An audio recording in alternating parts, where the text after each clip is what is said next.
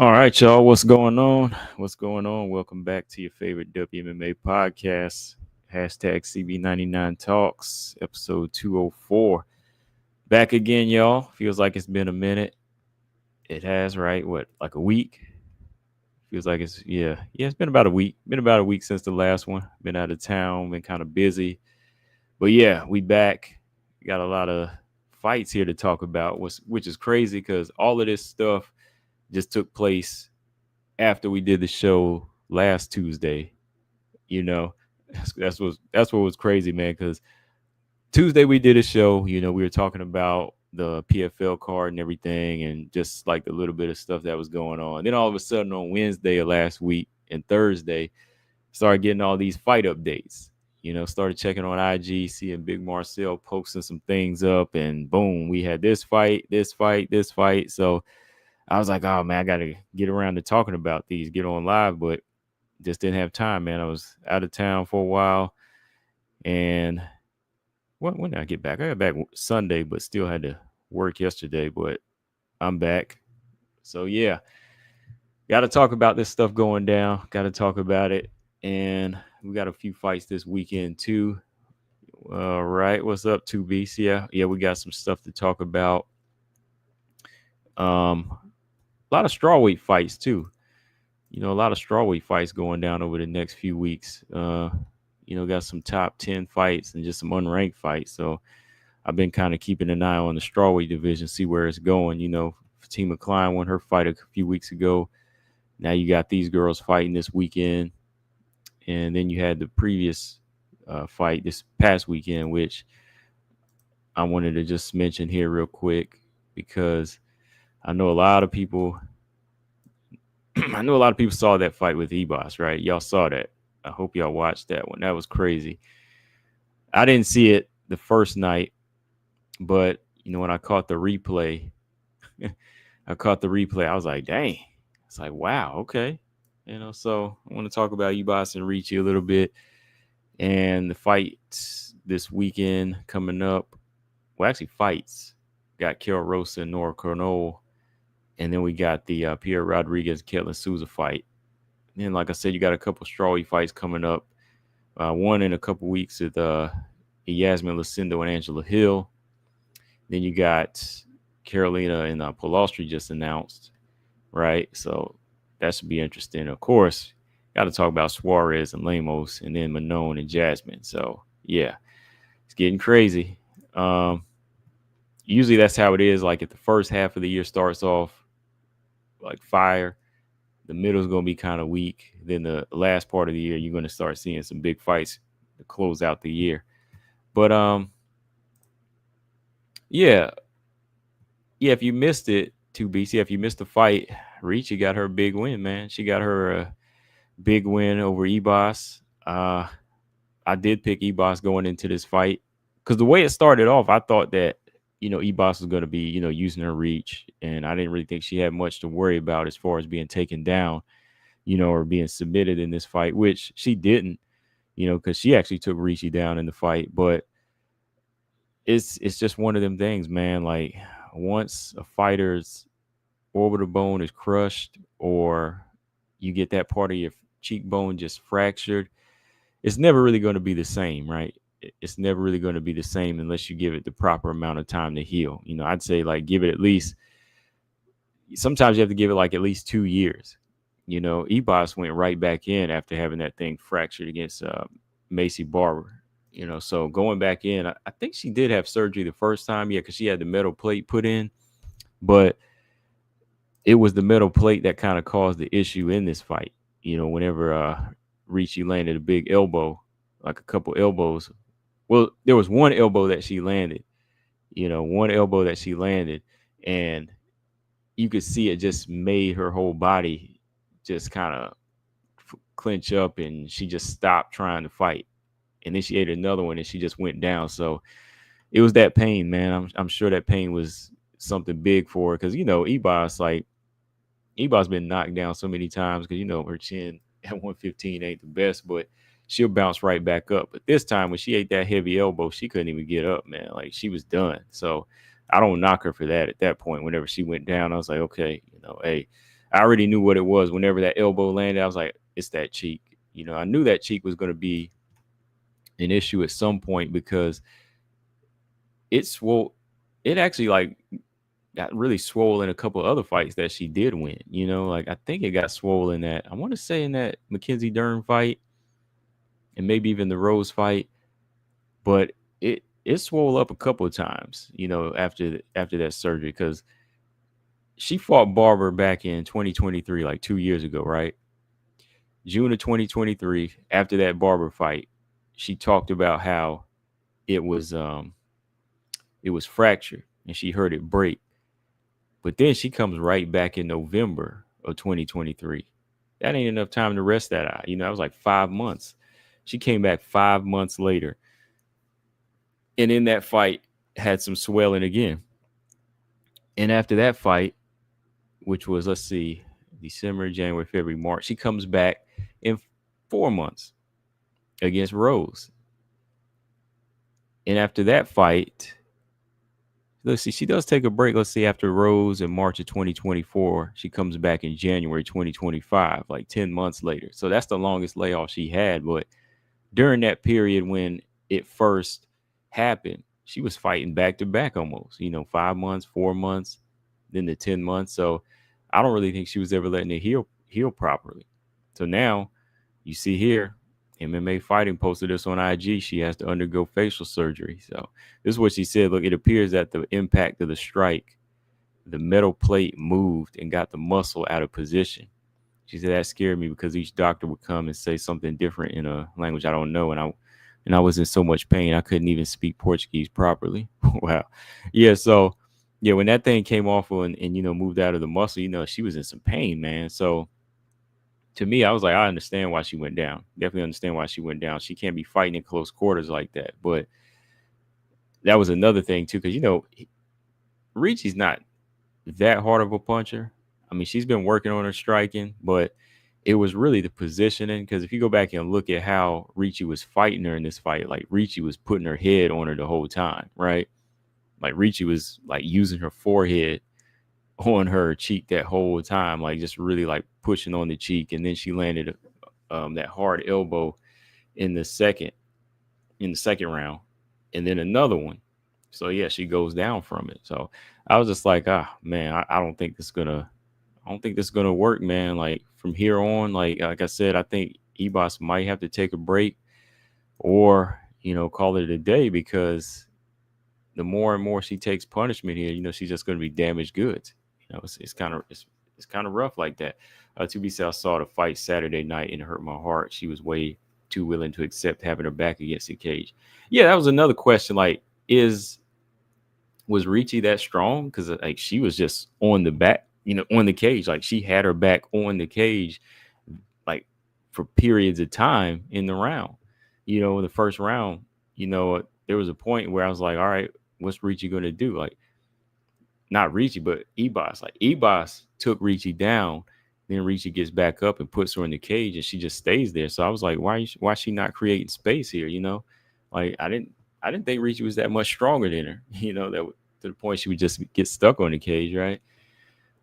Yeah, I don't think so either, Sergio. Like, I don't think like Ebos really respected Ricci striking, just the way her hands were kind of flailing a lot and around. Like she would throw out some long strikes, but she wasn't really protecting her face, and she wasn't really like using lateral movement. She was like welcoming Ricci to come in. Like she wasn't moving, she wasn't stepping and jabbing. She just kept backing up, and like I said, just letting her hands flail out to the side. And she ate some hard right hands, and she had a couple left hooks in the first round too. So I was like, I don't know what she's trying to do here. Like, if she did get dropped, I'd have been like, all right, I could see why, not respecting this girl's power. But I don't know, man. Ebos, she's seen better days, and after losing 3 in a row, I wouldn't be surprised. I really wouldn't be surprised, because her current 5-fight record is 1-4 in the past 2 years. I'd say her biggest win to date is the Araujo fight. I mean, the most thrilling looking win was the Luana Pinheiro fight. I mean, that's not that big of a win, but the way she beat her, the fashion that she beat her looked good, But Araujo, that was like, 2 years ago. 2 years ago. So it was a busy year for her that year. You know, she fought 3 times in 2023. So, like I said, a lot of damage she's taken there. I mean, if you want to go all the way back 7 fights, she's what, 2-5. She lost to Chikagan, Barber, Rose, Dern, Ricci, and only won 2 fights in the past 3 years. So with a record like that, it might call for her to be cut or take a break. If the UFC cuts her, I wouldn't be surprised. I'd be a little disappointed because I do like Ricci, but there's been kind of a lack of development with her skill sets. I mean, am I wrong? What do y'all think? Like, to me, I think her team, they haven't really like used her length and size to a good advantage. Like, she's one of the longest fighters in the division too. You know, she's long. She's tough and she's quick for her size. Like, but I've never really seen her striking hit a level or hit a peak where I was like, oh yeah, this girl, you know, she's doing it now. Like, she's piecing somebody up. Like, she's always taking big punches. Like, she's always taking unnecessary shots in fights. I know that makes her exciting, but that's not going to make you a contender. You know, if you're not going in there, taking your time and picking your shots, and you always want a dog fight, that's not good for longevity. It's really not, you know. So if they were to cut her now, I mean, fine. Yeah, I mean, she does kind of have like this known space in the UFC, but she's got a similar record to Arujo. You know, she's never really like she's not going to hit the top 5 at this point. Like, if she fights somebody like Yan Xiaonan or Lemos, they might really bust her up. It might really do some serious damage to her at this point. I mean, you know, Karolina Kowalkiewicz, she's been facing that. You know, she's got the metal plate in there, right? And yeah, she got that a little while back. So I don't know. Flowers, what's up? Flowers said, so without the injury to the eye, do you think Ibas could have possibly won? I think if she did win, it would have been like a close decision, or it probably would have went to Ricci, because she wasn't really, like, even before the injury, she wasn't using her reach and she wasn't fighting in the center of the cage. You know, she was spending too much time giving Ricci, you know, this control time. So I don't know how the judges would have saw it.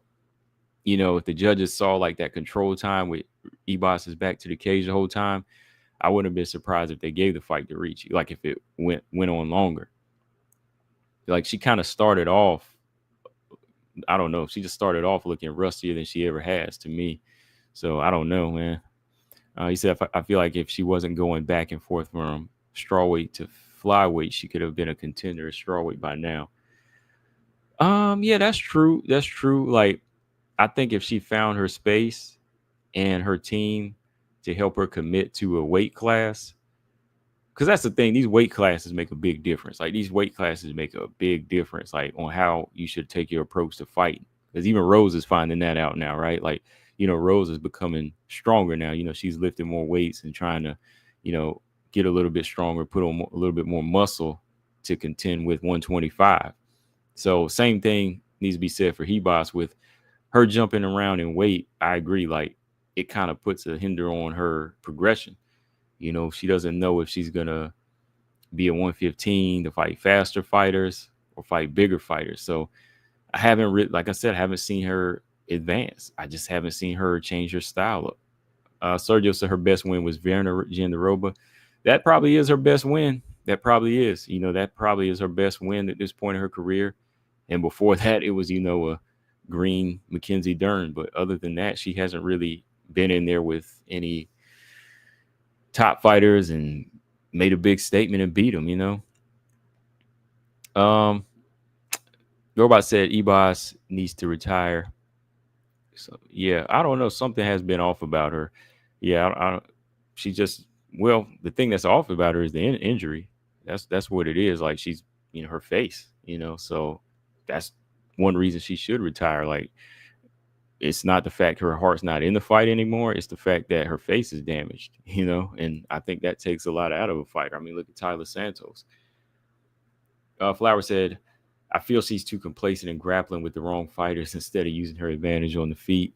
Yeah, I think so. I think she's not she's kind of got the same build like Rose. Like she needs like a good boxing coach, a good striking coach to help her commit to being a kickboxer at times and not wanting to, force these grappling exchanges, like she really needs to be using her length, or she needed to. I don't know how that works now, but as far as before, like I don't think she really had the right team to use her frame to her advantage.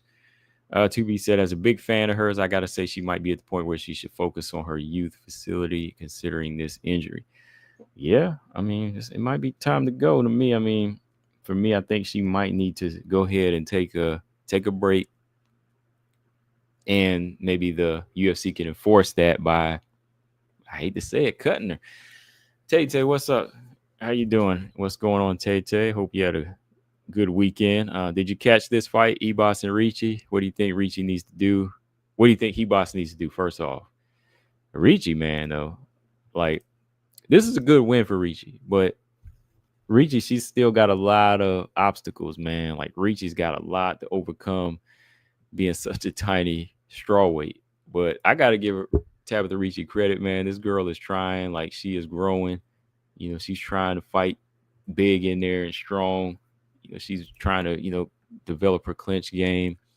I think that she is going to have trouble taking these bigger fighters down, though, because she was having trouble getting Ebos down. Like she was, like, really it was Ebos that took her down. But, Ricci's going to have to develop some takedowns, her physical strength to get up on these big girls, her biggest wins. Let's see, she beat Jillian Robertson. Close fight with Tisha Torres and Angela Hill, who she kind of used her strength and youth against. But when she stepped up against Yan Xiaonan, that was kind of a hard fight for her. That was a hard fight. So, Ricci, she's kind of, in that she's stuck in between a rock and a hard place right now because, there's some fighters she can beat, and the way they're putting her in the top 15, top 10 so fast, there's going to be those hard fights ahead. Then there's a few hard fights behind her. So it's really hard to say. But, hey, she's here. So I can't go easy on fighters. I mean, the fight I want to see Ricci in next is the loser of Suarez Lemos. I mean, hey, like, you're here. Like, we can't baby fighters, right? I mean, there's no atomweight division. I don't even know if she could make atomweight. But, Ricci's a strawweight. She's a fighter just like everybody else. So I can't go in here and baby her. She moved up to number 7 now. She's number 7. So what are you going to do? Try to baby a person to get to the title? No. Like, I want to see Tabitha Ricci fight the loser of Suarez and Lemos, because either one of those fighters is going to test like her durability as far as maybe striking. With Lemos, Suarez going to test her strength, and we all know, look, Suarez powerhouse, right? Like, we know how it's going to go, but it's up to Ricci to rise to the occasion, man. It's up to Ricci to level up. That's all I got to say about that. So that's what I want to see. It sounds like a plan. I mean, yeah, like that's how it's got to work, right? It's got to work that way. We don't baby fighters, right? Tay, I know you don't baby no fighter. I don't baby no. I can't spoil no fighter, man. Like, you in this division, let's see that fight. At least I'm saying the loser, right? At least I said fight the loser of this fight coming up, Axel said Chanel said she will go down to strawweight. Yeah, she's fighting at strawweight. Yeah, the Contender Series fight that she's going to be fighting in September is at 115. Yeah, I meant to mention that to you. Yeah, she said the nightmare will begin for the flyweight division. Yeah, she's actually moving down to strawweight. That girl she's fighting from Brazil is a 115er. I think she only has one loss too. So yeah, that's the reason she did come over here. She wants to try to take a crack at strawweight. Now, between her and Fatima Klein, that's gonna make the strawweight division liven up a little bit. I think we can definitely use them girls. So yeah, and right now flyweight's a meat grinder. So Chanel is a proven Muay Thai specialist, and she's got power. She definitely got some power, but I definitely think if she can make 115, she can make some noise. She can definitely make some noise. Tiago, what's going on? Good evening. All right, yeah, man, that's gonna be interesting though. But Ebos, what do y'all think before I move on? Ebos, should she be cut now or no? Cut Ebos or no? I think for her well-being, I'll say cut. Yeah, the nightmare is gonna start at strawweight. The nightmare is gonna start at strawweight. Yeah, I would say cut Ebos for now because I don't want her last 5 fights. Her face has been like damaged too much. Tiago said no, not yet. I don't know, man. Like her 7 fights, she's 2-5. She's just taking too much damage, man. Like maybe she just needs it. I don't know. Yeah, Chanel is a monster though. Between Chanel Dyer, Fatima Klein, Yasmin Lucindo, Denise Gomes, this Ketlin Souza that's fighting this weekend. You got some girls right here that's gonna revamp the division. You feel like Ebos got a little bit more? Whew. I'm a fan of Ebos too, and I don't know. I really don't know. That record ain't showing it right now. I'm just saying that record is not showing it. Like, I don't know if she should fully retire yet. Like, I don't know if she just maybe just take a break and see where it goes from there.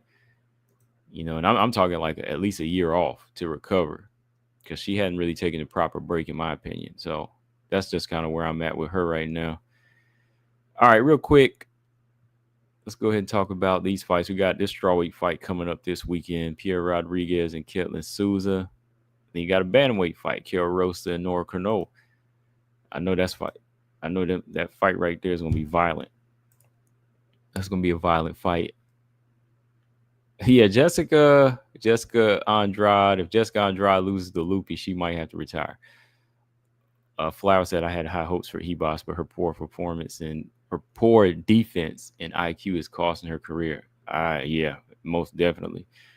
Yeah, her defense, like ever since that Marina Rodriguez fight, I've been wanting to see her step it up, but her defense never really came to much. And yeah, IQ wise, no, she leads too much with her heart. Yeah, they got this card starting, I think, a little bit early again this Saturday. Hold on. No, it's a later card. Albazi Tara card. This card's taking place at a regular time. Yeah, so you got Pierre Rodriguez and Ketlin Souza. Ketlin Souza, I'm still trying to see where I stand with her as far as what kind of threat she's going to be. Because just like a lot of these other girls that's on the come up, like Lupi and Denise Gomes, they all lost to Angela Hill. Angela Hill be low-key schooling these girls, man. That's the crazy part. Like, Ketlin Souza took on Angela Hill, earlier this year, lost a close fight. Before that, she had choked out Yasmin Haurigi. And, okay, yeah, she beat that girl, Marnik Man.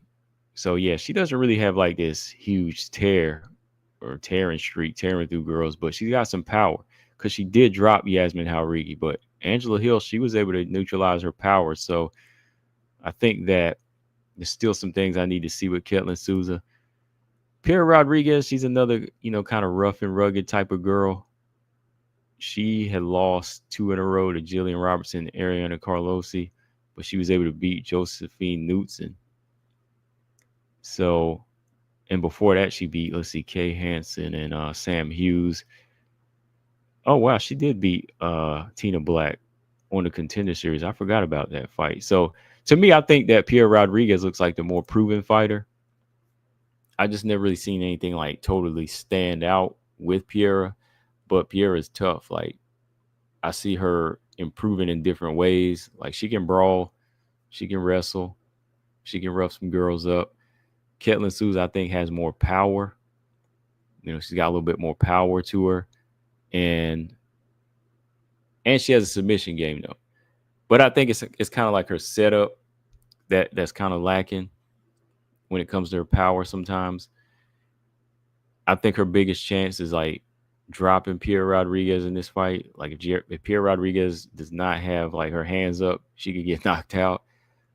And she has been submitted before. Jillian Robertson submitted her.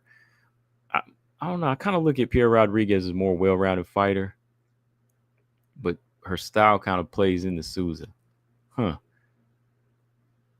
Yeah, that's why I said there's some of these straw weights that I'm still not really sold on as like who's a threat. Like if this was a Klein versus Souza, I would go with Klein, right? Chanel Dyer, I would go Chanel Dyer, somebody like that has a little bit more of like a threat to him. I'm just kind of looking at their resumes right now and matching them up. It all comes down to Pierre Rodriguez's experience, learn. Like she's got better names on her resume, better names and better wins. Ketlin Souza lost to Karine Silva. I mean, yeah, like Karine Silva about tore her leg off in that fight. So she went straight. Man,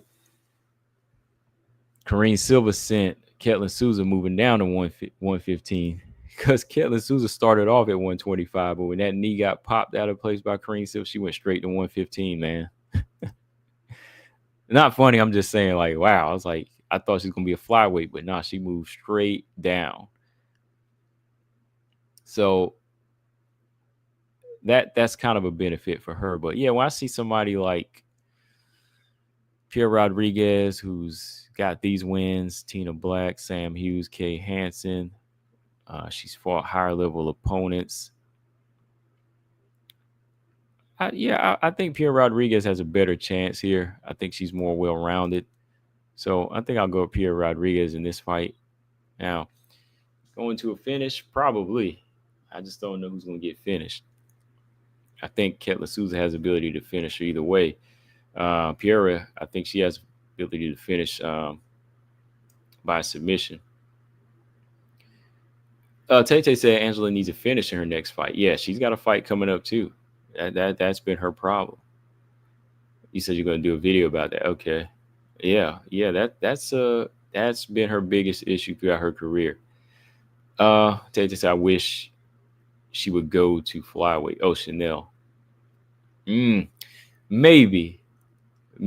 Like, I want to see how she does at strawweight first. Like, if strawweight is her calling, like if she come in here and she start thrashing girls, I'm gonna be like, yo, stay. Yeah, strawweight needs her right now. I think strawweight really does, because if Whaley moves up and the division kind of moves around in a way where some of these older girls move up the rankings, and it kind of makes the division dry, they need her.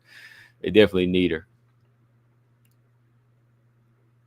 Yeah, Pierre Rodriguez is a little underrated, I think. I think she's kind of low-key working on her game. When I saw her in LFA, like, I just didn't really see anything stand out. But I just think that she's probably doing the right thing right now to just kind of stay lay low, and keep on working. Let's see. So, yeah, I think I'm going to go with Pierre Rodriguez in this. I think Pierre Rodriguez might get this fight. I'm not 100% sure, but this next fight, Karol Rosa and Nora Kernol, I know that's going to be a violent fight, man. That's going to be a crazy fight. I do think Nora Kernol has actually shown some different levels already compared to Karol Rosa. Like, Karol Rosa, man, like, she's lacking something to me, man. Like, I don't know what it is. Like, Karol Rosa's she's been exciting in these fights. Like, the UFC is going to keep her around because the girl puts on some fights and she's got a great leg kick. But I don't know. Like, she just doesn't have a good low kick, man. I mean, she just doesn't have anything else outside of that low kick. Like that calf kick she works. I love it, but I never see her make the right adjustments in these fights. Nora Kernol did. Nora Kernol did in her last fight. I mean, I like what she was doing against that Haley Cowan. I mean, she starts off a little rough first round on the ground, but then she comes back and submits Haley Cowan. which I thought she would have scored the knockout, her being a knockout artist. But, hey, that's what I've been wanting to see. So I think I lean towards Nora Cornola in this fight. I think Nora Cornola has the skills to neutralize the leg kick, the tie clinch, and even the ground game. But you can't let Karol Rosa get into that 1-2-3 combination where she's throwing the 1-2-3 and then that leg kick. So should be a bloody fight, though. This should be a bloody fight. I'm gonna go with Cornola this weekend. I think I'll go with Rodriguez and Cornola as far as my picks. Who are y'all going with? To be said, Fiorot reminds me of Tracy Cortez. Racks up wins under the radar without doing anything special. Yeah, Tracy Cortez is the same way. That special needs to come out though whenever you get to that top level, right? Like there's gonna be a point. Those kind of fighters, I think they have their ceilings. Like Cortez, until they like really show something that stands out, they do have like a ceiling. Like you might see them hit the mid ranks, and then that's where it kind of stops. Because Cortez, her weakness was like somebody like Rose, and she did good though against Viviane Araújo, right? She did do good in that fight. But there's going to be something that's required for her to just like level up. And hopefully she finds it. Yeah, Flower said the decision machine for Cortez. Yeah, I think I'm going to go with Rodriguez this weekend. I'm going to go with Pierre Rodriguez and Cornola. She needs to start wearing them down. Yeah, she needs to start. She needs to start. Oh, she needs to stop wearing the eyelashes. Yeah, she got to stop wearing them eyelashes. Just come in there and fight. And ain't nobody trying to see all that. Just get up in there and fight. Because when they get knocked off, you get embarrassed. So you don't come to look pretty in a fight. It only lasts for so long. It only lasts for so long in there. All right, so another strawweight fight coming up in a couple weeks. We're just talking about Angela Hill. Angela Hill taking on another newcomer here. She's taking on another youth, his strawweight. And this one is, I might jump on and call this one. This was August 9th. This is the next weekend, right? Hold on, let me check my calendar here. August 9th, we got... Yeah. This is the next weekend. Yeah, Angela Hill is taking on Yasmin Lucindo. Angela Hill, man, 18 and 14. She's got one of the craziest journeyman style records in the game. But out of all them fights, you can say that some were robberies, some were close. Angela Hill's worst fights were Mackenzie Dern, who beat her down for like 3 rounds, and getting put to sleep by Rose, and that was years ago, right? I think Rose, I'll never forget that one. Rose put her to sleep like 10 years ago, rear naked choke. And even her fight against Jessica Andrade went better than that fight. And I think she lost to Randa Marcos too. She got submitted in the first round. So those are like her most decisive losses to me, those 3 right there. But, she kind of come back and revamped herself very slowly. Never really got to a point where she could hit top 10, like, or top 5. And in my opinion, right now where Angela Hill is, I think she's just in a good place to either finish her career out and keep doing what she's doing and just, fight until she's done. Like, I think her body is still fresher than Ebos's is. I know some of y'all think Ebos should stick around. No, like I still think that Ebos a little bit more damaged. I think Angela Hill a little bit fresher. Like, she's durable. She's durable compared to Ebos. So, she can still keep fighting at this level. And I mean, she's kind of setting that bar. These girls, they got to go in there and beat her. And some of these girls can't do it. When you see them lose to her, that tells you how ready they are. And this might be another fight like that. What makes me mad about Angela Hill is whenever the fight is calling for her to step up, she just doesn't do it. Like, a while back, she went on that little wasn't even like a big win streak. She beat Luana Pinheiro first submission.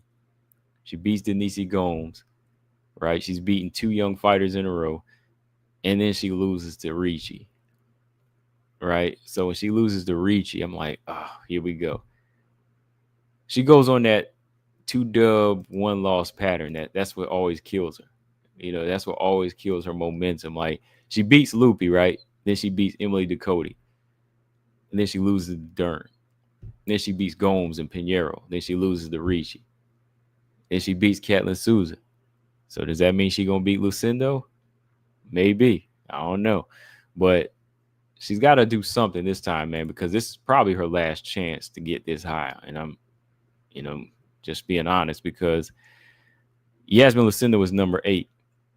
Angela Hill's number 12. Like, can she crack top 10 again with this victory? And if she does, I mean, does it go any higher than that? Lucindo in her last fight against Lemos, was that Lemos she fought, or was it Marina Rodriguez? Let me see. Okay, Lemos. Yeah, she fought both of them. Like, close fight. She beat Marina Rodriguez, but she lost to Lemos. Still see some holes in her game. She's young, though. I think she's still growing. I see Lucindo doing a little bit of everything. Some things still need to be worked on as far as like her straight punches and strikes. But, she definitely has a ground game, good chin, and she's able to mix it up. But with Angela Hill kind of stepping up her submission defense and ground game, it's hard to say if like Lucindo can just go in there and submit her like that. So I actually think this fight's going to be a lot more competitive than we think. Maybe like a couple years ago, if Lucindo had like ran through some of these other girls like Lemos and Marina, I would say different. But with Angela Hill jabbing more and being more active and, just, really perfecting her ground game, this fight, it could be tight, man. It could be tight. But for Hill needs a fight for a finish. Like, we already know Hill ain't going to win no decision like that.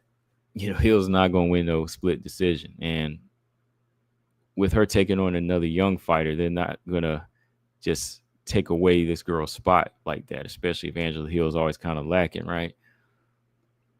Tay said Angela should win this fight. She could. I'll say she could win this fight. She could.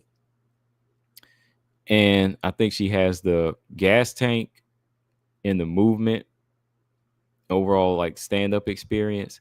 But if Lucindo puts her on her back and she can't get up, then it might be trouble. It might be trouble in this fight for her. I'll save my pick on this one. I just wanted to talk about it. We still got 2 more weeks, so I'm not going to pick in this one yet. I think Yasmin Lucindo is, I think she's more than ready at this point. She's already fought some high-level fighters. But, Angela Hill, like I said, she just is one of those pattern fighters. Like, here today, gone tomorrow. That's how she does it. So I'll have to think on that one. Yeah. I'm not ready to pick on this one, but I just wanted to talk a little about it. What's up, Paul? Angela has improved on the ground. She keeps her composure. Jenna Bishop has been really helping her on the ground, though, man. Like, Jenna Bishop really has helped her get to a point to be more comfortable with her jiu-jitsu. Like, Jenna Bishop's not in the UFC, but, she is a black belt in BJJ, and she has some high-level experience. So people don't really think about that. But, yeah, she's been a big help to Angela Hill. All right, another strawweight fight. We got Julia Polastri, Karolina Kowalkiewicz. Karolina's still here, y'all. Karolina's still here as well. I would have made Angela Hill and Karolina fight. That probably would have been a better fight to me. Let's put the old school against the old school, because Angela Hill did want that fight, I think,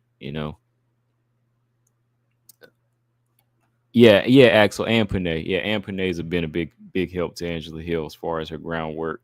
I think so too. Yeah.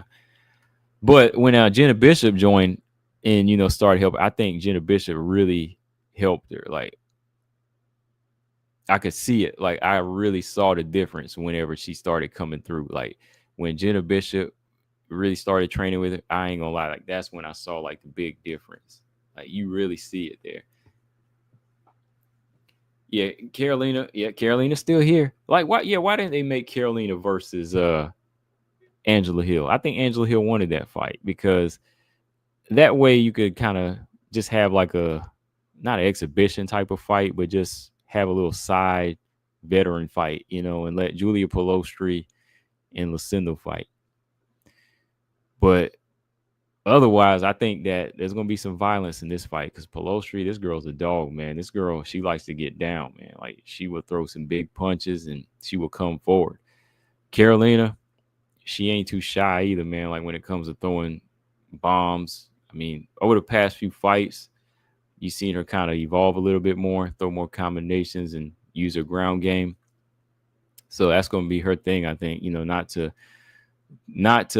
get caught up in a firefight here because Polastri comes straight forward. And if you come straight forward, you're going to make her night so much easier. That's how I see the fight. Like, Carolina is definitely going to have to pull out some takedowns in this fight to me. And she going to have to use some craftier boxing. And I don't know if she has it like that enough to keep Polastri off of her. This fight is going down. Let me see, October 11th. Let me see what's on that card. Hold on. So this card is still a few months out. They don't even have this card fully fleshed out yet. But, yeah, they put this on there. So, yeah, Polastri, Carolina. And this could be a career ender. I don't know. Karolina Kowalkiewicz, yeah, the Polish princess, right? Polish princess she's still fighting. Polish princess is, 39. She's getting there. She's 39 now. Paul said Polastri starts to slow though. Will Carolina win round 1? Polastri 2 and 3. I actually think Polastri would probably win the first round because she would start faster. I think she might try to start fast on her and she might try to, push her and she probably win the second round. And if she slows down, then, Carolina might have her chance to, fight off some heart and get at least one round in. But I could see a 30-27 at this point for Polastri. Yeah, Carolina been in this game for a minute. I remember where her last streak was like a 5-fight losing streak. I remember when she lost 5 fights in a row. I remember there was a time when I used to think of her as like, one of the elite strawweight fighters. That was years ago, man. That was like over 10 years ago. It just shows you my age in watching this. Because I remember like Joanna was the champion. Claudia Gadelha was a top level fighter at the time. Andrade was a top level fighter. And Carolina was a top level fighter. It was like between them four, like they were kind of like the triple threat from back in the day. Andrade, Claudia, and Carolina. And Joanna beat all 3 of them. So Joanna's got quite a resume. Joanna beat all 3 of them. And Carolina lost to all 3 of them. That's crazy. And she does have a win over Rose. She has a win over Rose. That's what earned her title shot. And then she loses in her comeback fight to Gadelha in 1 round. She beats 2 fighters, 2 easier fighters. And then she loses to Jessica Andrade by first round. So after that fight, that Andrade fight took something out of her, in my opinion. It really did. It took something out of her because then she just loses 4 in a row. She loses to Michelle Waterson, Grasso, Panay. Jessica Panay submits her. So she was really on like a hot losing streak at the time. So I think what Carolina used to have as a threat, it's been gone a long time now. Like I still think she has heart to fight, but I just don't think she has any of that anymore. Like she doesn't have any. She's got a good resume. I mean, she's fought everybody. I mean, she fought everybody from Felice Herrig. Y'all remember Felice Herrig? She fought her to Heather Joe Clark, Randa Marcos. So yeah, I remember all these fights too. So she's been in the game now for a minute, but I think her better days are gone, like really gone. I think Polastri has a big chance to, end this fight. You know, yeah, that Andrade fight took years off of her. So I really wouldn't be surprised if she went in here and took another beating, though, for real.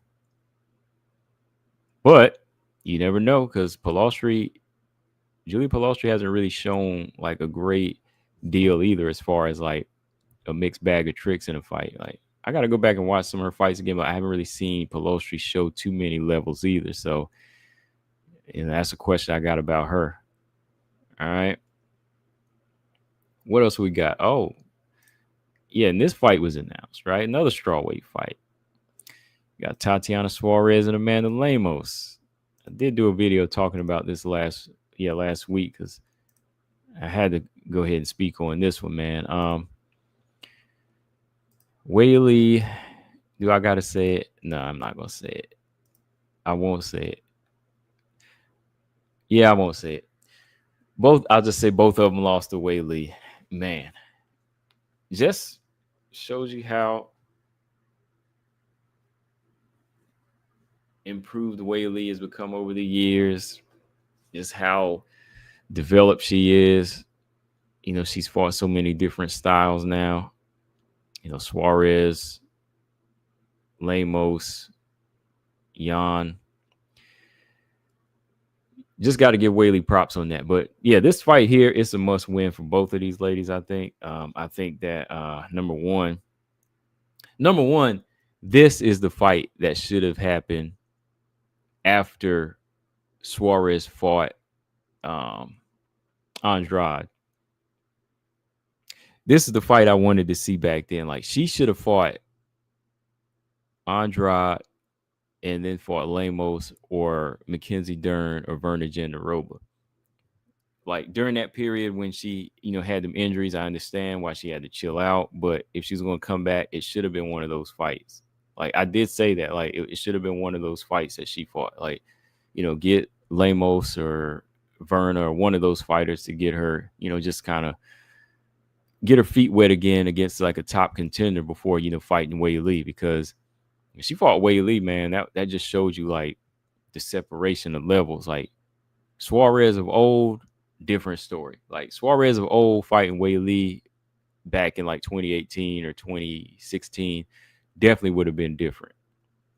It definitely would have been different then. But you seen like the path. Like, Weili was much more active, whether she won or lost. Like I think losing to Rose, getting knocked out by Rose, and even losing the rematch to Rose benefited Weili more than like the inactivity for Suarez. And I'm not saying that's Suarez's fault. I mean, she was injured at the time, but I'm just saying like Weili could take away more from losing to Rose twice than Suarez could by just being inactive. So I think this was a fight back then that would have really made a lot more sense. But yeah, this is a fight now where Suarez has really got to go in here and show up and show out. Like, there's got to be another level to her where you just can't go in there and take the same approach. A lot of these girls, they got that next level that I think she was just kind of lacking. But Lemos has jiu-jitsu, but sometimes she's kind of lacking in that department. She got submitted by Verna. She let the submission slip whenever she had Weili in a guillotine. So Lemos is not she's not the most secure whenever it comes to her ground game either sometimes. Not like an Aaron Blanchfield or somebody like that. Like, she lets too many opportunities slip when I'm watching her fight. So on Lemos' side, you need to see her striking more, which has always been her issue. She's never going in there like jabbing. Like, you see a lot of her punches coming. So I'm not really worried about Suarez, getting chin checked or getting even stopped in this fight. Like, Suarez showed she could take a punch. Like, against Weili, she took some big punches. She was good in that fight. You know, she made it all the way to the end, but with the way Lemos strikes, I'm not sure if Lemos really has like that setup to knock somebody like Suarez out. Like Suarez, she knows how to get in there, smother you, and get you down to the ground. And I still think Suarez is one of the stronger fighters here. Like she was just in there with another level. Like outside of the Weili fight, I still think, you know, Suarez is one of the stronger strawweights, you know, and I think that her wrestling can still be real effective in this fight, just as Weili did to Lemos, you know. Oh, early pick. You think Suarez is going to get a rear naked choke? Paul said, I'm a big fan of Lemos and not really a Suarez fan, but even I think it's an easy submission victory for Suarez. It could be. It could really be that. Like, if I saw Lemos using her low kicks more and just like her hand speed, like if she didn't load up on punches and she used hand speed more, then I would give Lemos more of a chance against Suarez. But I just think that Lemos, you see a lot of her punches coming. Like you see a lot of her punches coming. Yeah, she doesn't really have the takedown defense. Like she's flat-footed for one, right? She's flat-footed and she's dependent on that power. So with her being flat-footed, you know, Suarez, she can come right in there and take her down. So unless Suarez gets reckless and, you know, gets her neck out there and Lemos, you know, gets in an early, you know, guillotine, she's able to sink it in early. That's the only thing I can see, you know. But this one should be a good fight. It's on UFC Noche along with Rocky and Norma. So I know they're both going to be coming here to show up and show out. Let me see who else is on that card. I know Rocky and Norma's on here. Just a minute. Rocky. Who else you got? Rocky versus Norma. I wonder if Grasso's going to come back for this card. Yeah, Suarez and Lemos. Oh, Suarez Lemos is actually the co-main event. That's crazy. I thought they would have made the former champion Rocky and Norma the co-main event. But Suarez and Lemos is the co-main event. Okay. Well, we do know that Rocky and Norma is going to be a title eliminator. That's the thing, man. Like these title eliminators, to me, they have to be 5 rounds. Like they should be 5 rounds. You know, what do y'all think? Like not this fight, but the Rocky and Norma fight is the third fight on the UFC Noche card. Third fight from the main event. It should be a 5-round fight. Lemos will take a huge swing and Suarez will duck under and take her down. That's pretty much how I see it too. Appreciate that, Robot. Yeah. I kind of see it going the same way. You know, Suarez waiting for that big load up, and then she just loads up a shot in a flat-footed stance and getting her down. Now, again, if a big shot does land, we'll see how she reacts to it, right? All right, so let's talk about the next one here. I know y'all want to speak on this one, right? I just did a video, but hey, another big fight got announced, right? Definitely not last but not least, right? We got Manon Fiorot making her return against Jasmine Jasudavicius. This is going to be a crazy fight. I'm telling you, this one here should be crazy. October 18th. This one's in UFC Vancouver. So we just moving all around here. Now we're in Vancouver. We go from Vegas? Where's UFC Noche taking place? Texas this year? We're going from Texas to Vancouver now. All right, now we got a big one here, right? We got a big fight. Got Manon and Jasmine. Oh, this one's going to be crazy because, you know, I do favor Manon to win the fight, but I think Jasmine's got a good chance. Like, sometimes when fighters are just on a tear, it's really hard to stop them. Because even when Manon was on like a 5-6 fight tear, it's just hard to stop them. They got that momentum, right? Now you got to go back and reinvent and revamp yourself and recover. And I think that Manon has it. Like, I think that maybe that Valentina fight is woken some things up in her, and I think she's going to be ready for this one. Jasmine, she still got some holes in her game. She definitely has some holes in her game, but she's been covering them. Like, she's been patching things up, and I like that. Like, Jasmine has been patching things up. I don't want to see an easy fight here. I don't want to see an easy fight. I want to see both of these fighters, go in there and test one another. This is probably the biggest fighter on Manon's resume now too. Like, she's fighting another fighter almost as big as her. Well, Caitlin Chikag is big, but she's more long and she doesn't really use her size, right? Maya was a big fighter, but not as big as Manon. Mayra Bueno Silva, she was big, but not really fighting big. But I think this is the first big fighter that Manon was going to fight that's going to fight big too. She's a strong fighter. This girl is strong. Like, I think she's definitely got wrestling, got a little bit of a longer reach too. So, I'm gonna be looking to see her using a little bit of everything here. I think Manon, though, like, her combinations are going to be the problem here. Her movement's going to be the problem. And even like her neutralizing takedowns, like stopping takedowns, is something Manon is really good at. She knows how to get the underhooks and push you back and ragdoll you. So I think that Manon is still got the edge and strength and even like athleticism here. So experience and just commitment to technique goes to Manon. But Jasmine, I think right now, as far as like mentality, that could push in for the upset. That can always push in for the upset here. Just how she's beating all these girls. Let's see, who all did she beat? I know she beat Cachoeira and she beat Klein and she stopped Lipsky. She beat all them in three fights in 1 year. Then she fights Mayra Bueno Silva. They got that common opponent. They both beat Mayra Bueno Silva.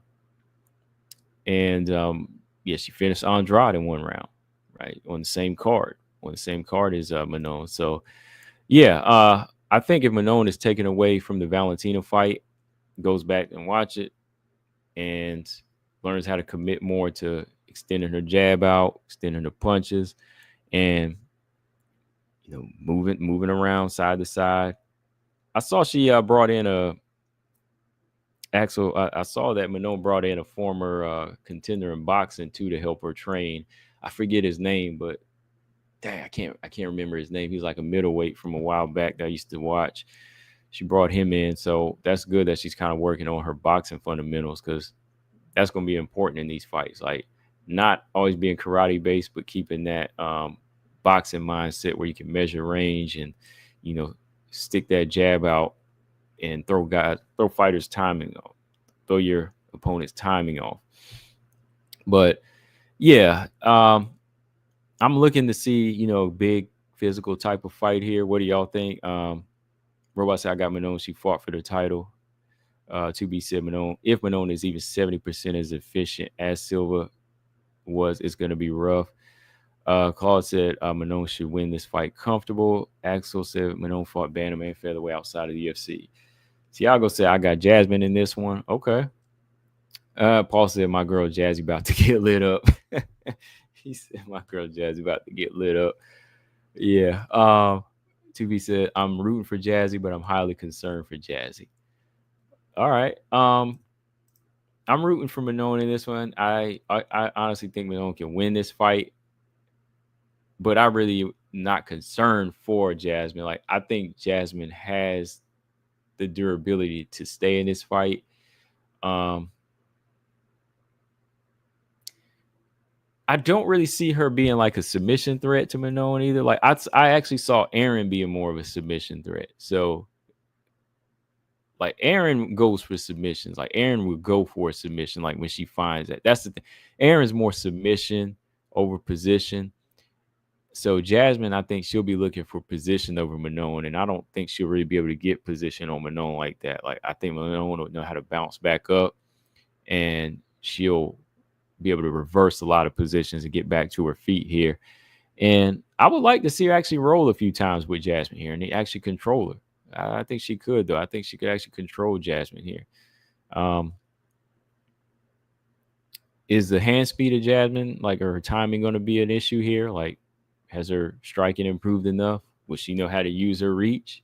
She's got a 2-inch reach advantage over Manon, if you want to call it an advantage. If she knows how to use it, right? Like, reach is a little bit longer, but with her just really coming into her striking, I don't know if it'll be like this serious issue where, she can out. Nah, I don't know. No, now that I'm talking it out, I don't really see it being a problem. Now, Valentina, that was different. Like, I don't think Jasmine, with two hands could do what Manon did with what Valentina did with one hand. Like, that just shows you the level Valentina was on. You know what I mean? That just shows you the level she was on. Yeah, this is the perfect matchup for her at this point. I think, like I said, to prove that she's got it or still has it, you got to fight somebody that's on a good win streak right now. And this is the type of fighter you want to fight. Somebody that's mean, somebody that hasn't lost in like 2 years, and somebody that's not going to make it an easy fight for you.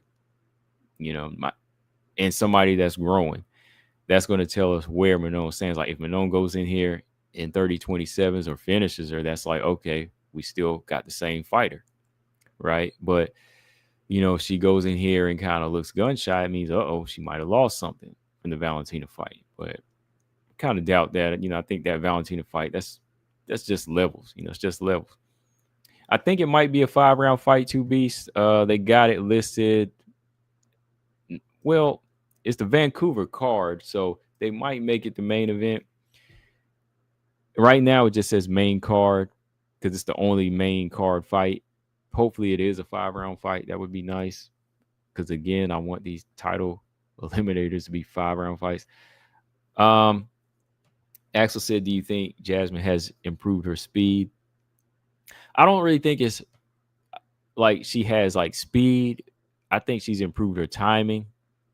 I definitely think she's improved her timing and her ability to turn over strikes now.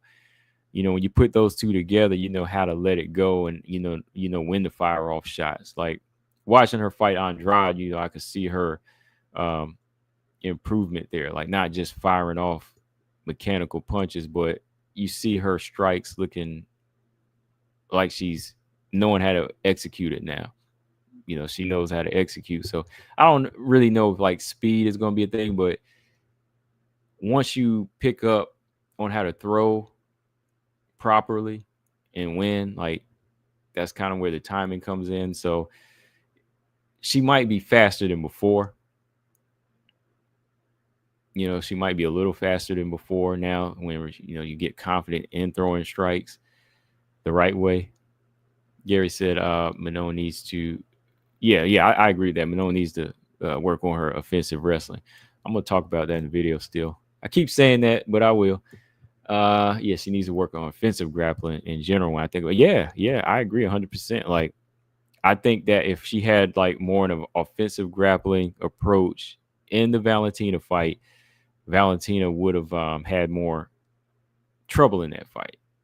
Like, I know Valentina probably would have had her moments where she could have tripped her and taken her down here and there, but once you combine someone with size and they know how to use it and offensive wrestling and grappling, then you should be able to just smother somebody a little bit smaller, right?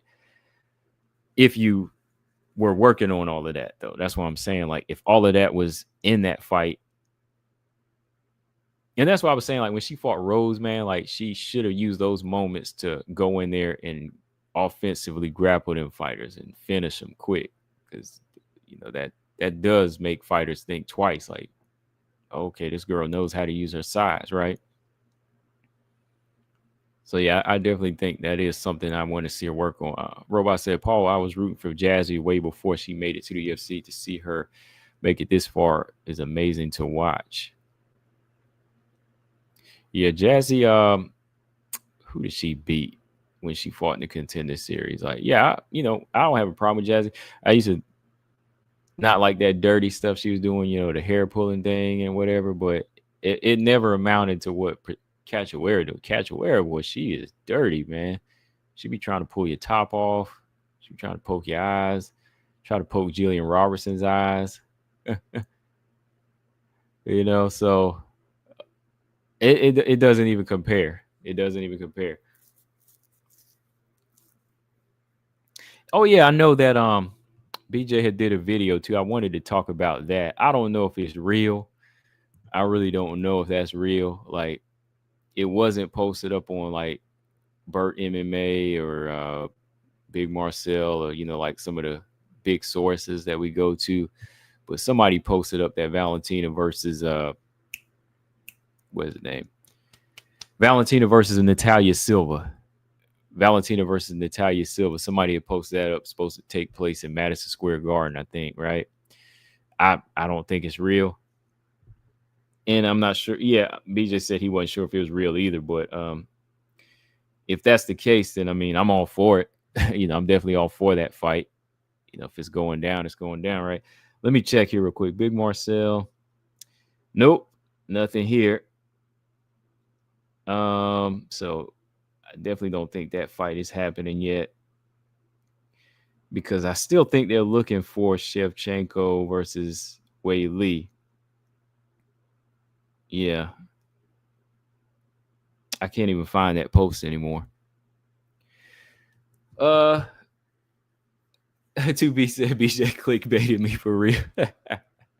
Yeah, he sent it to me and I looked at it. I was like, I'm not sure.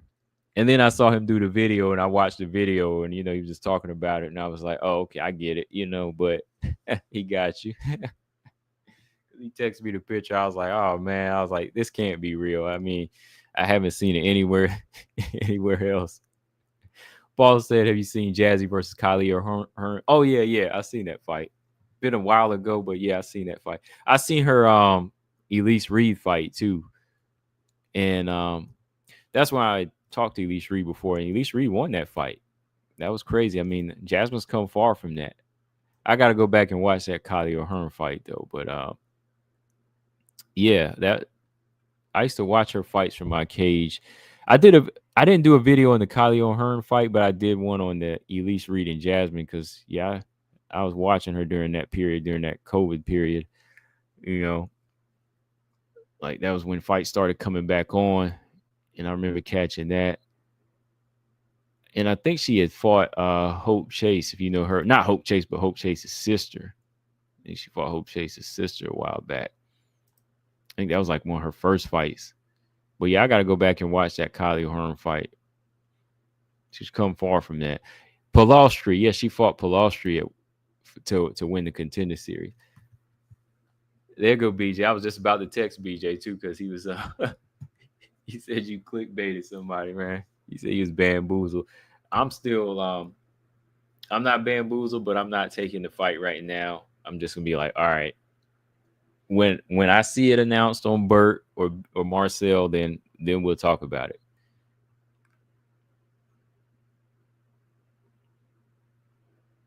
No, Gary, I didn't think so either. Like when I did my keys to victory, like I didn't think she would win like a pure striking match. See, that's why I got to do this video. I keep holding back because I'm busy and I just want to tell people what I think. Like, that's number one. Like, you ain't going to win no pure striking match with Valentina like that. Like, no matter how many other fighters you beat with your striking, Valentina's a different fighter. Like, it's got to be a mix-up. Like Grasso used boxing. She uses her boxing fundamentals, but there was like a mixture of things, so many things going on. G-Frame, what's up? He said thoughts on Bellamir. As a fighter, I need to still see a little bit more from her. She seems cool though. I mean, like as far as her character and everything, she seems like she wants to put in the hard work. Still a little bit I need to just see from her. I know there's not really much to gauge. She seems strong. Like she seems to have a pretty good submission game. Like I do like her grappling for where she stands. At 4-0, I like to see her go through some, LFA fights and so on. She's only 18 now? She finally, no, not 18. She's like early 20s now, right? See, that's how time be flying by because I watched one of her first fights with my mom, and that was a while ago now. Dang, yeah, she still was in her teens then. Yeah, when I watched that, that was like over 2 or 3 years ago. So yeah, she still was a teen then. But yeah, I still need to see a little bit more from Bellemere.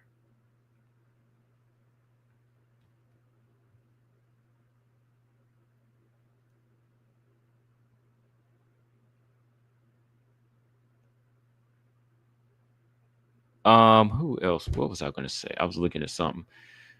Paul said Jasmine in an interview with the Schmo said that her last name is actually pronounced Jasudavicius.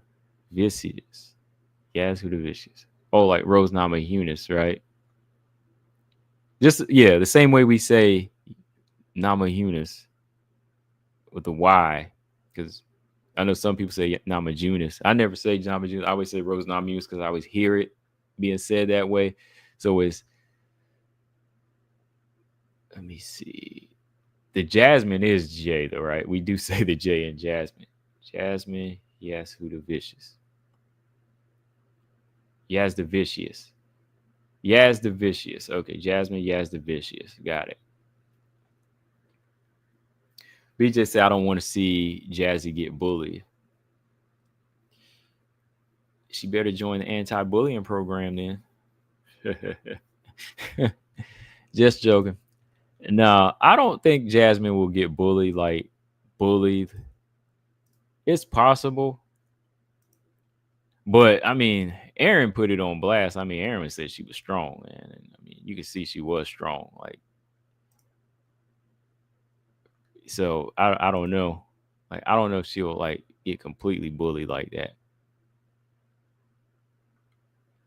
But yeah, if they do decide to make Valentina and Silva, that's that makes sense. It's logical, right? Because we got a legit contender, and Whaley has a legit contender, so it's not like we're gonna be missing out on anything, right? Oh, okay. I was looking on IG here. What's that show called? Fight Bananas. They got Carly Judici and Jillian Robertson and Dakota coming up on their next show. Oh, I guess it already happened. That was today. I missed it. I mean, I really wasn't looking for it, but I mean, I can check it back out. So who is Jillian Roberts going to be fighting?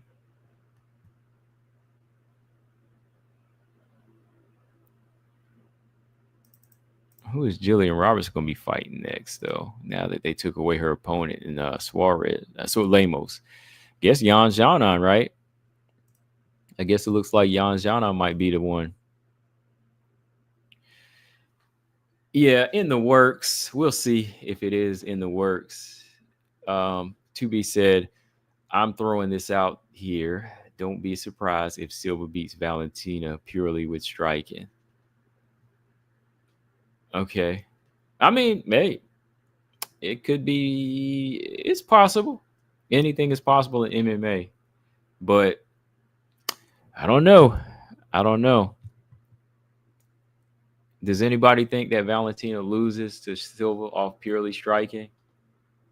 I think she would have to, it would have to be like a knockout though, man. Like, to me, it's going to either be two things. Like, if Silva was just like pecking her way to a decision and just like peck and then land and then be gone, and it'd be kind of boring, where people would be boring because she's moving too much.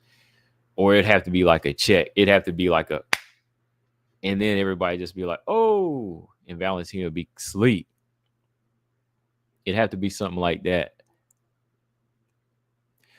But the thing is, where I saw Manon not succeed with head kicks, I could see Silva succeed with head kicks. Because, like I said, and I've said this since May, is when I saw Manon throw like a head kick out that kind of connected, partially blocked, and then I saw Silva in the Grasso fight throw on the same side, throw the punch and the kick, and then the kick catches her, I'm like, okay, that's something effective you can use to somebody like Valentina, right hand, right kick. And if you got speed, you can catch that person 2 times on one side. So if Silva's going to score any kind of knockout, it's going to have to be a double-sided attack, It's going to have to be a double-sided attack. It's going to have to go right hand, head kick, boom, boom. The right hand's going to have to just kind of graze, and then boom, the head kick comes, and maybe catches it. Who is D Gomes fighting next? She's won 3 in a row. Hold on. She's got a fight coming up. Hold on. Let me see. Gomes.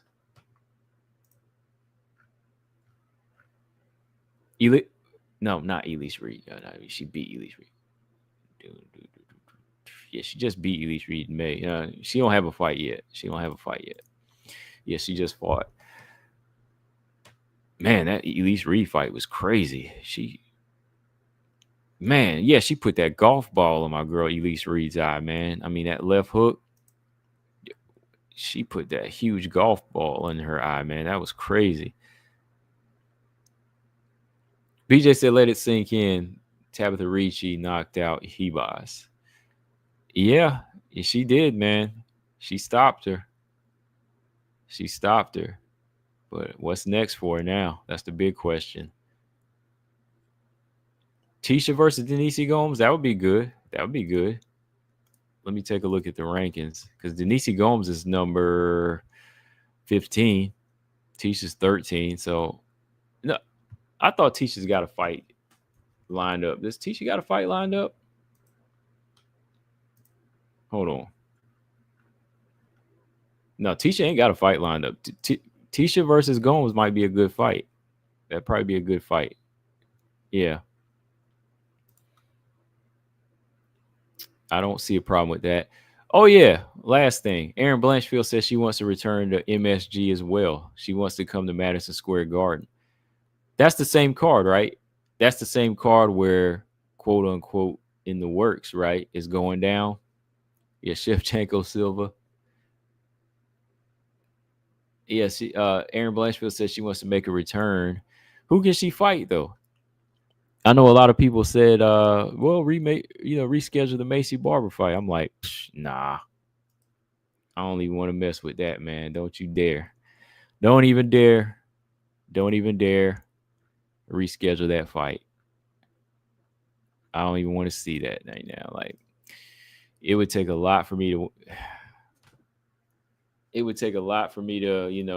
believe that I could make that fight right now. Tracy Cortez, make that rematch. I don't know.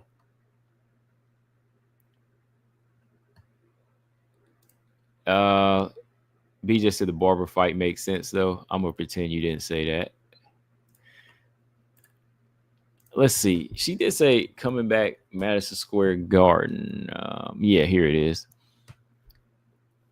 So, yeah, on IG, I just pulled up her IG. Let me see if I can share this screen with y'all real quick. Okay, there it is. Yeah. Erin Blanchfield, Madison Square Garden in November. Who would you want to see me fight? Somebody posted Natalia Silva. Title eliminator. Winner gets Shevchenko. No, I think Silva should fight Shevchenko now. Somebody said Macy Barber.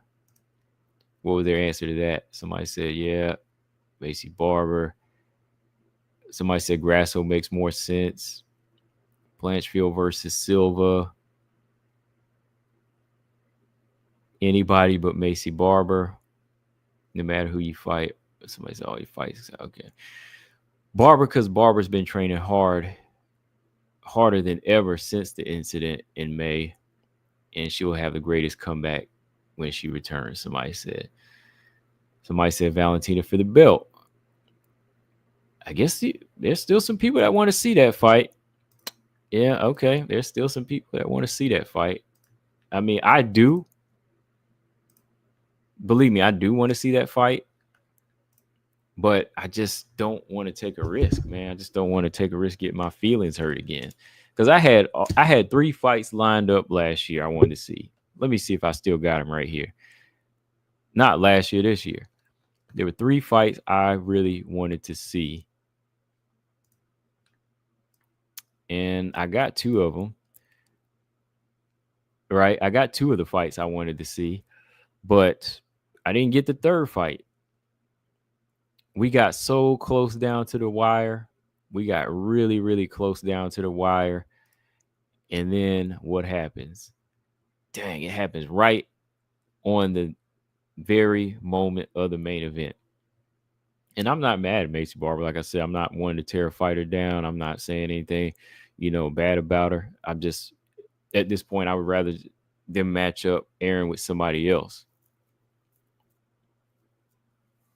I just rather see that. Cortez, yeah, that would be an interesting rematch. That might be something doable. Like if she really wants to come back, then anybody like that would be fine. Grasso, I think they're going to hold Grasso. I think they're holding Grasso for Rose. I think they might try to do that fight next. That's what I think. I don't know if it'll be on like UFC Noche in September, but I think they might try to make Grasso Rose. But if they don't, I mean, Grasso and Blanchfield is the name, right? Because Grasso's still at the top there. Yeah, I'm a little concerned too, Robot, about her health too. I don't want to see her hurt. Plot twist: Joanna announces her return against Aaron. Man, that would be crazy. You see Aaron gonna crack that arm out of place so quick. It's gonna end worse than the Weili Joanna fight. And I'm being nice. Because I'm just saying Joanna is not ready to fight, man. Like Joanna is out here on IG. She can't even keep her clothes on right now. Every day you see her, she's in a bathing suit. Carl said Casey and Macy need to retire. Too many injuries and sicknesses. Dang. Casey O'Neill, you think Casey O'Neill needs to retire? Dang. She got a lot of injuries for somebody young, man. That's what I was saying. Like compared to like Manon being in her 30s, she tore her ACL and she bounced back. She bounced back real quick and she's fought for the belt since then, right? And I remember Casey got a lot of nerve talking about Manon. I'm like, hey, at least she's active. Like, hey, she recovered. But anyways, yeah, I think that I don't think they should retire, in my opinion. Like, I just hope that they don't. Well, for Casey, man, I hope she trains a little bit, not less, but less intense, because whatever problem she's having, I don't know, man. Like, she needs to kind of slow it down in training because she's tearing too many things, and that's just weird, for somebody in their 20s. Like, I don't know what's going on there. B just said Casey wins that fight. What fight? The Joanna fight?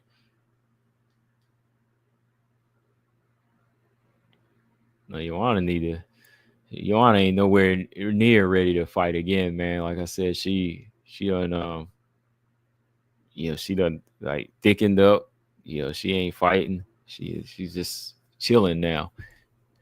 Joanna's like a bantamweight right now, so she ain't trying to fight at strawweight or flyweight anymore. B just said Casey wins that fight against Manon. That's funny.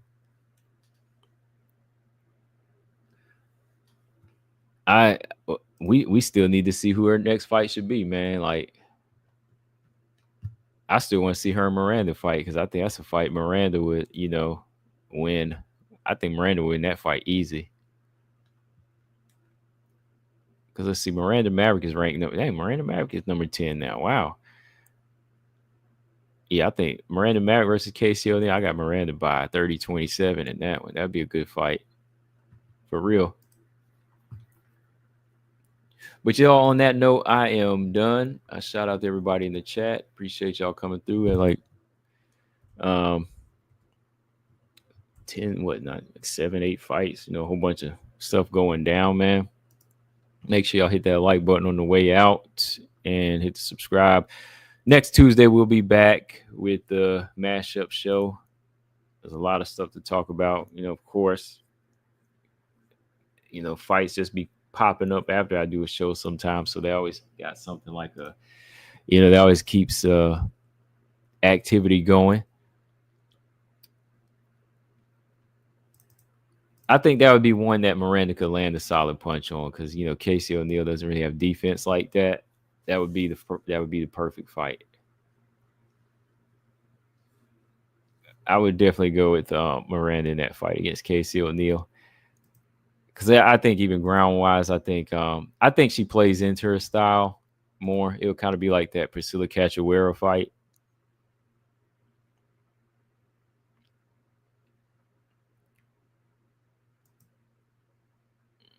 Yeah.